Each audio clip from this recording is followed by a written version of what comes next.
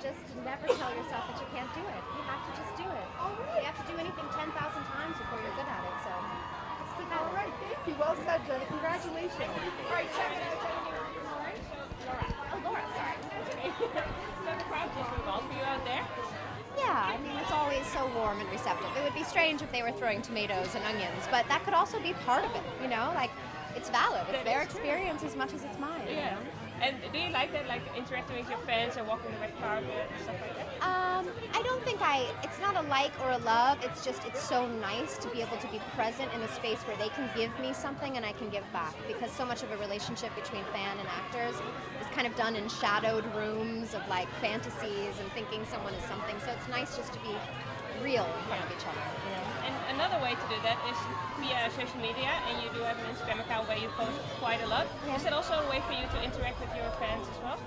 I think it's a way to interact with, fans, society, sort of this weird thing that we're forming, which is sort of this collective, digital, consciousness.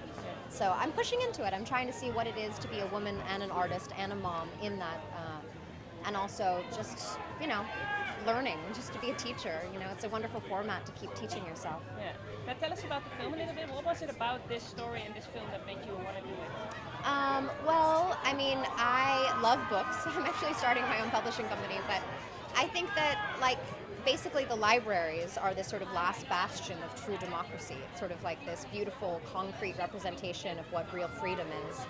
And they're dying, they're underfunded.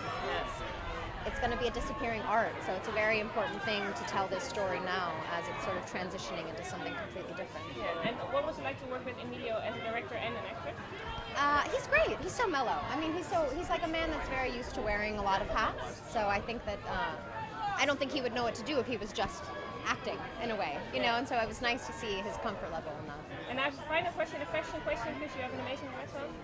Do you like dressing up for red carpets and all that stuff? Fashion? Yeah, I like dressing up for red carpets. I like dressing up to clean my kitchen floor. I like dressing up for the mud. I feel like every woman and man likes to change things up, and so it's nice coming from my single mom life of just dirt and flowers and to kind of clean up and be like, oh right, there's also this. Clever. It's not me, but it can be for a night. So. Thank you very much.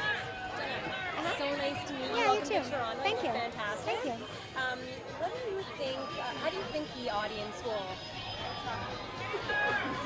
What do you think the audience will take away from this movie? What do I think the audience will take away from this movie? Sorry. No worries. Check it out. I don't think about messages like takeaway, like it's a McDonald's meal. I think messages are a lesson that will always be reinterpreted, and it's only what you're coming at it is what you will gain from it. So it's more what were you? Why do you want to see this in it? Why do you want to see this film? Not what the film will give to you, Because it's so amazing is you can watch a film and then 7 years later you'll see something completely different. Absolutely. And it's just about where you're coming from, I couldn't agree But more. for me, where I'm coming from is just sort of like being so amazed and aghast by this physicalization of the last bastion of true democracy, which is the public library. Yeah.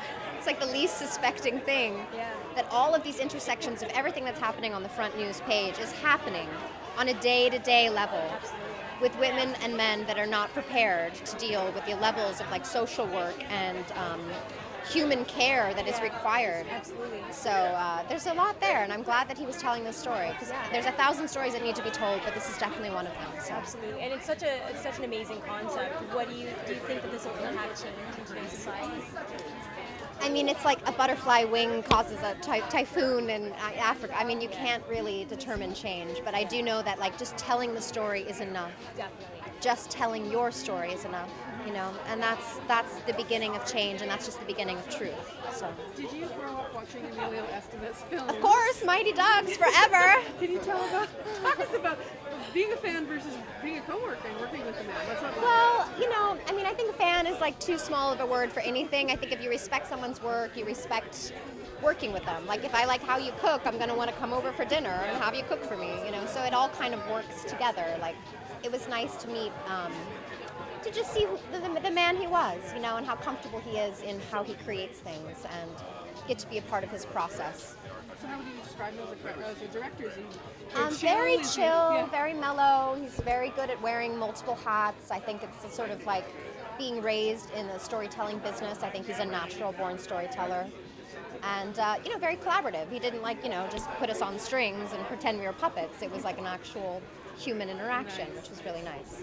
About your personal story, something that you're moving from different genres of cinema, from art house to huge blockbusters. Uh-huh. How difficult or easy is this for you, and what did you learn from each different genre? It's not difficult at all. It's like eating a burger one day and then the next day having like a 4-course like chef meal. It's like, no, it's just like the same. You know? You know,